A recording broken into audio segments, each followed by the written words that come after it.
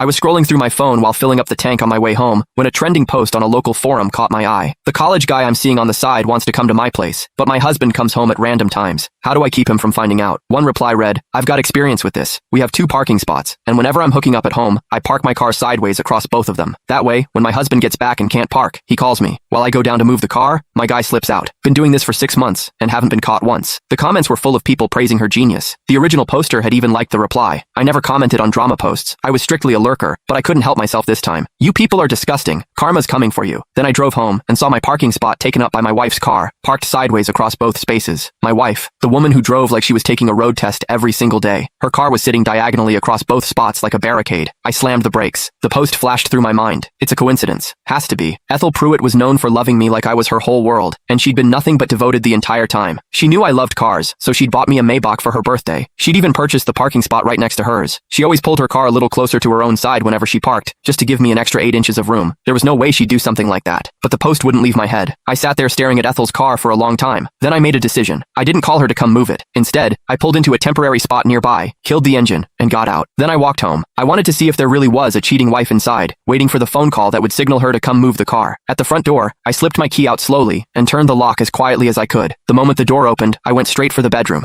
The door was half open. Through the gap, I could see the room was empty. I turned to the guest bedroom, pushed the door open. No one. Every room was silent. Not a soul. Where was Ethel? Just as the question formed in my mind, the kitchen door swung open. Ethel stepped out wearing an apron, carrying a plate of food. She spotted me and froze, surprised. Honey, you're home so early today? She set the plate down on the dining table and gave me a warm smile. I glanced past her into the kitchen. Chopped vegetables were lined up on the cutting board. A pot of pork tripe and lotus seed soup, my favorite, was simmering on the stove. She'd clearly been in there for a while. The tension drained out of me. I managed a small smile. Nothing going on at the office today, so I left early. Ethel nodded. Go rest for a bit then. Let me finish the last 2 dishes and dinner will be ready. She turned and headed back into the kitchen. I watched her bustle around, her back to me, and the question slipped out before I could stop it. Why'd you park your car sideways across my spot today? Ethel glanced back at me, looking a little sheepish. Oh, I was worried you'd come home hungry, so I rushed up to cook for you. Didn't bother parking properly, just pulled in sideways and ran upstairs. Ethel's demeanor was perfectly natural, not a single word out of place. After all, every day when I came home from work, a hot meal was waiting for me on the table. Ethel was a surgical doctor. Her workload was enormous, yet no matter how busy she got, she always found time to come home and cook for me. Sometimes I told her to take a break, to stop pushing herself so hard, but she always said the same thing. She went back to the stove. Before long, dinner was ready. 4 dishes and a soup, every single one, my favorite. Ethel served me a bowl of rice and was just about to sit down and eat with me when her phone rang. She picked up, and her brow furrowed instantly. Okay, I'm on my way. She hung up, yanked off her apron, and turned to me with urgency written across her face. Honey, there's an emergency patient at the hospital. I'm the only one who can operate. I have to go. She grabbed her car keys, pressed a soft kiss to my forehead, and hurried out the door. The moment it closed, the apartment fell silent. I sat at the